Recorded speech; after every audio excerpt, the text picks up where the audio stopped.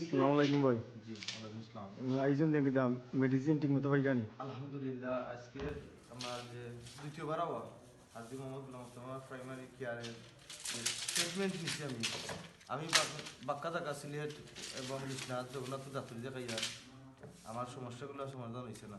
আমি গত সপ্তাহ দেখাইছিলাম স্যারের তাফসির স্যারে, আলহামদুলিল্লাহ আমি এখন সুস্থ আছি। এই সপ্তাহ আওয়াটা মানে স্যারের লোক সাক্ষাৎ করা সেগুলো স্যারে আমার অ্যালার্জির লাগি আর ভিটামিনের লাগি আর গ্যাস্ট্রিকের কিছু ওষুধ দিচ্ছে।